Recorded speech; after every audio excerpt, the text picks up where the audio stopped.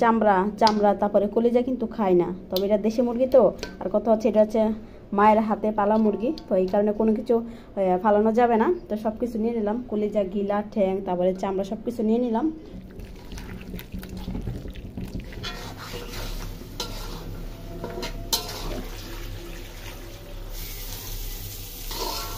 বিসমিল্লাহ।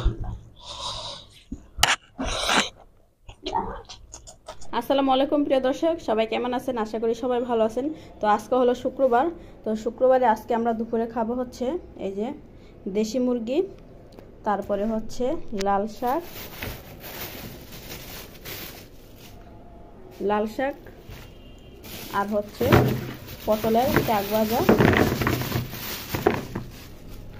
এই যে পটলের চাক ভাজা করব, লাল শাক ভাজি করব, আর হচ্ছে দেশি মুরগি। এই মুরগিটা হচ্ছে আমাদের বাড়ির আমার মা পালে মুরগি। তো হচ্ছে মুরগিটা কিন্তু জিতাই আনছিল, আমাদের বাসায় অলরেডি 2-3 দিন ছিল, হ্যাঁ জীবিত অবস্থায় ছিল। তারপরে আমার বোন যখন চলে যাবে, আমার আপা নিয়ে আসছিল, বাড়ি থেকে আসছে।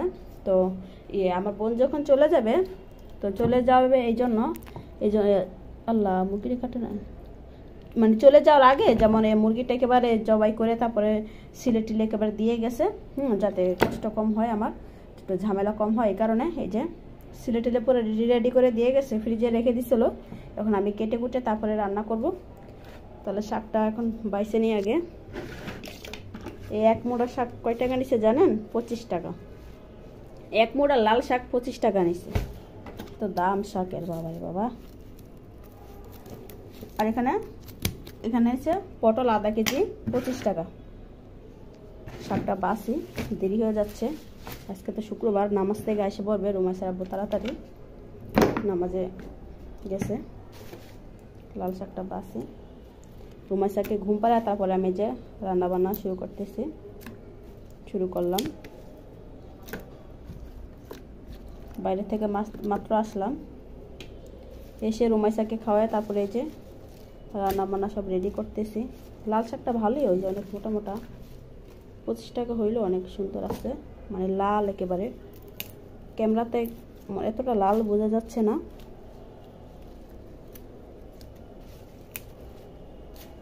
চুলায় কিন্তু ভাতও বসাই দিছি। আর এই টাইমে মানে দুপুর টাইমে গ্যাস কম থাকে চুলায়, আর আমার আরেক পাশের চুলাটা একেবারে নষ্ট হয়ে গেছে, এই কারণে একটু দেরি হয় রান্না বান্নার। মুরগিটাও কাটতে হবে। শাকটা বাছতে অনেকটা সময় লেগে যাবে, তো ভাবছি মাংসটাকে মশলা দিয়ে মাখিয়ে তারপরে চুলায় বসায় দিই, কারণ দেরি হয়ে যাচ্ছে। তো মাংসটা আমি যে কেটে কুটে একেবারে ফ্রেশ করে নিয়ে আসলাম। এই যে মাংস কিন্তু অল্পই, এটা দেশি মুরগি তো, দেশি মুরগি মানে মাংসটা অল্পই হয়। তো আমি মশলা দিয়ে মাখিয়ে তারপরে বসায় দিই চুলায়, পেঁয়াজটা দিয়ে দিই।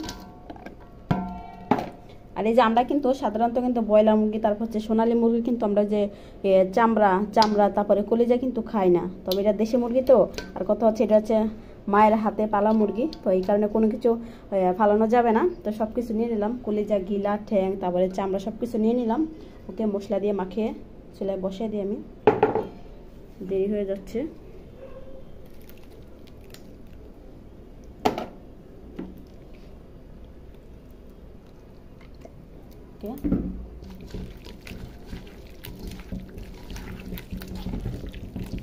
শাকটা বাছতে অনেকটা সময় লেগে যাবে, তো ভাবছি এটা আমি বসাই দিই, এটা চুলায় হয়ে যাবে, তারপরে আমি বসে বসে শাকটা বাছবো।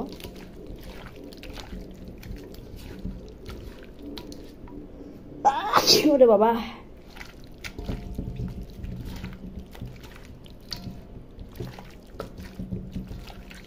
দেশি মুরগির আলাদা একটা ঘ্রাণ আছে। ওকে, এটা চুলায় বসাই দিই আমি। ওকে, মাংসটা চুলায় বসায় দিলাম, মশলাটা দিয়ে দিই, গরম মশলাটা, আর কাঁচামরিচ দিয়ে দিলাম।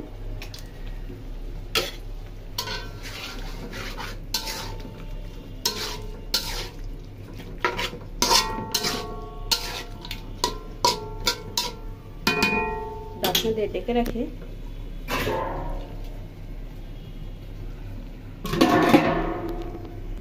এটা হোক, আমি শাকটা বাছি।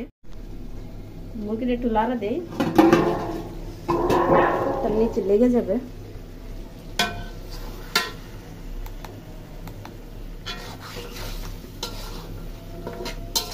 বড় কড়াই তো রান্না করতে অনেক সুবিধা, নাড়াচাড়ার ব্যাপার স্যাপার আছে বড় কড়াইতে। মানে বড় কড়াইতে আমি এই জন্য রান্না করি, নাড়া দিতে খুব ভালো লাগে, মানে একটা সুবিধা আর কি। তো এই কারণে আমি সব কিছু বড় কড়াইতেই বসাই, অল্প হোক বেশি হোক। এটাকে এই মানে এই কড়াইটা কেনার পর থেকে আমি এই কড়াইতেই রান্না করি সব কিছু।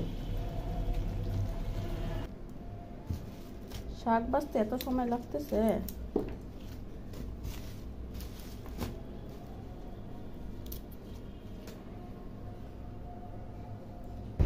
শাকটা বাছা শেষ, এখন আমি শাকটাকে ধুয়ে নিব। ধোয়ার পরে তারপরে কুচি কুচি মানে কুচকুচ করে কাটবো একেবারে।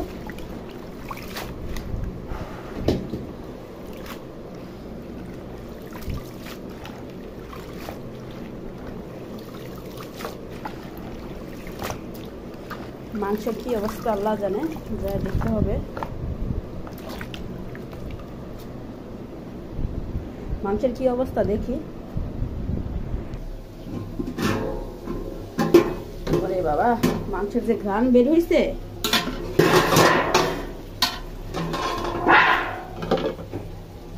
ঘ্রাণে পুরো দৌড়ে চলে আসলাম মাংস দেখার জন্য।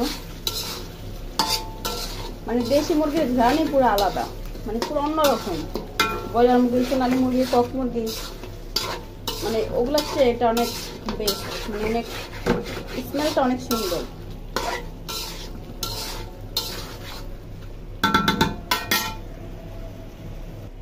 মাংসতে কিন্তু এখন পর্যন্ত পানি দেই নাই, এই যে অল্প আসে। আমি কিন্তু মাংসটাকে অনেক ভালো করে কষাচ্ছি। আর এই যে শাকটাও বসায় দিলাম, শাকে একটু লবণ দিয়ে দিই।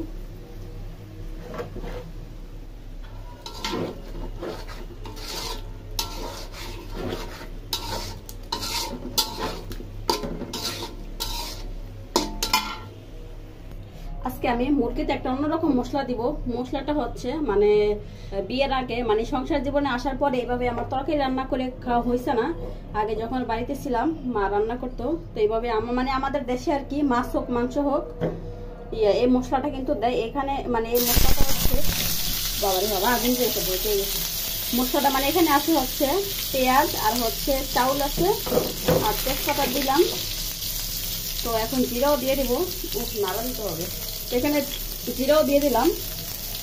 এই জিনিসটা মানে ভাজা ভাজা হবে, ভাজা হওয়ার পরে তারপরে বেটে তারপরে তরকারিতে দিত। তরকারিতে এটা কখন দিত মশলাটা, তরকারি কষানোর পরে যে ঝোলের পানিটা দেয় না, ঝোলের পানিটা যখন বলক এসে যায় তখন এই মশলাটা কিন্তু বেটে তারপরে দেওয়া হয়। চাউল, পেঁয়াজ আর হচ্ছে জিরা আর তেজপাতা, এই তিনটা জিনিস এরকমভাবে করে তেলে ভাজে। ভাজার পরে তারপরে পাটায় বেটে তারপরে হচ্ছে তরকারি নামার আগে দেয় আছে। তো সেই তো আমার মা এইভাবে রান্না করতো। তো আজকে ওই স্টাইলে আমিও মুরগিটা রান্না করতেছি, যেহেতু বাড়ির মুরগি, মায়ের হাতের মুরগি, তো মায়ের হাতে রান্নার ভাবে আমি করতেছি। এই মশলাটা আজকে দেবো, দেখি অন্যরকম করে টেস্ট আসে কিনা। মানে আগে খাইতাম না, অনেক ভালো লাগতো। মেয়ের একটা ঘ্রাণ বেরোইছে, জিরা মানে মশলাটা যে একটা ঘ্রাণ বেরোইছে, ভাজা ভাজা ঘ্রাণ, ওয়াও সেই এই ঘ্রাণটা খুব ভালো লাগে।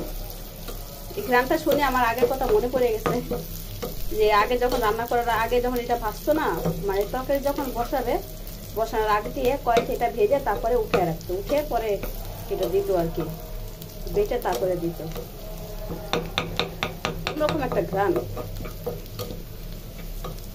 আমার সসপ্যান একটু ছোট হয়ে গেছে, মানে ফ্রাই প্যানটা একটু বড় হইলে একটু নাড়াচাড়া দিতে সুবিধা হইতো। একটু ভাজা হলে তারপরে আমি নামিয়ে ফেলবো, নামিয়ে তারপরে ঠান্ডা হলে তারপরে আমি ব্লেন্ডার করে তারপরে তরকারিতে দিয়ে দিব। এখন তো মানুষ পাটায় কমই বাটে, সব ঘরে ঘরে ব্লেন্ডার হয়ে গেছে এখন। ওকে, এটা নামিয়ে ফেলি। এই যে অনেক সুন্দর একটা ভাজা হয়েছে, মানে ব্রেস্তা ব্রেস্তা টাইপের। নামিয়ে ফেলে তারপরে ঠান্ডা হলে তারপরে তো মাংসতে ঝোলের পানি দিয়ে দিই। অনেক সময় নিয়ে কষানো হয়েছে, ঝোলের পানিটা দিয়ে দিই। চালটা কিন্তু সব দেওয়া হয়েছে।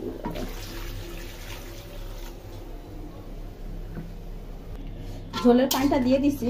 আর দেশি মুরগির তরকারি মানে কালারই পুরো অন্যরকম। এই যে তো এটা কিন্তু ঝোল থাকবে না, একটু ভুনা ভুনা টাইপেরই হবে, একটু সিদ্ধ হওয়ার লাগে জাস্ট দিচ্ছি।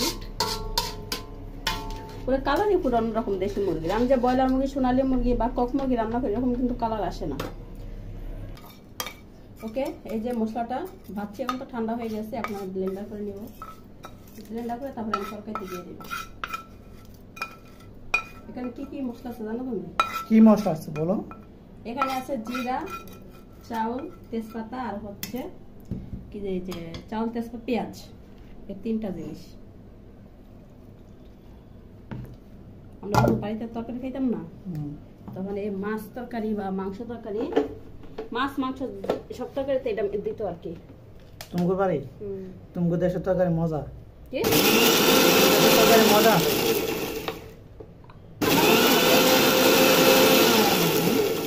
তোমার কাছে মজা লাগে না, আমার কাছে তো মজা।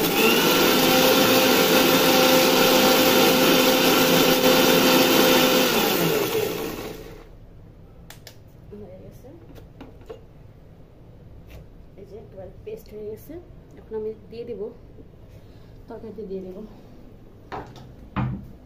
স্টোভ রাখো।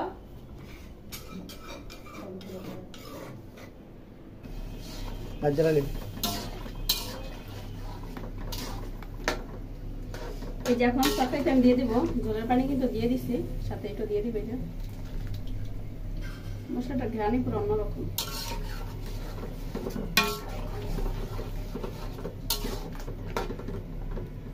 গ্যাস কম চুলা, এই কারণে দেরি।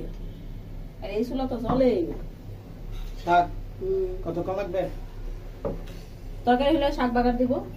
নামাজ টামাজ পড়ে চলে আসছি, এখনো রান্না বান্না হয় নাই, এখনো রান্না অর্ধেকও হয় নাই। কবে খাবো? খিদা লাগছে তো প্রচুর, তাড়াতাড়ি করো। শাকটা বাগার দিয়ে নেই, উঠে রাখলাম শাকটা সিদ্ধ করে। মুরগিটা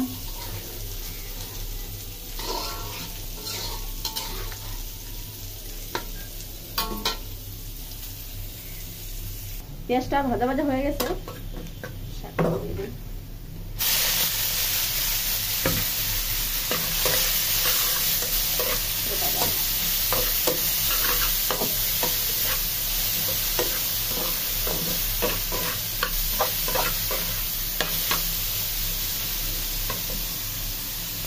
তো আমার রান্না বান্না এই যে হয়ে গেছে, শাক ভাজা আর হচ্ছে এই যে দেশি মুরগি, মায়ের হাতে পালা দেশি মুরগি।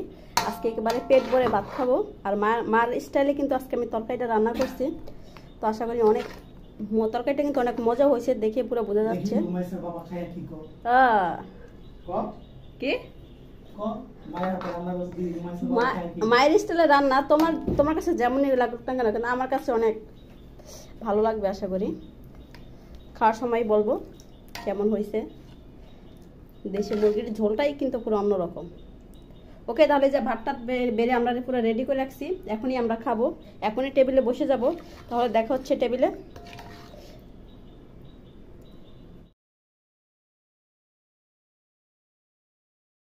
বিসমিল্লাহ।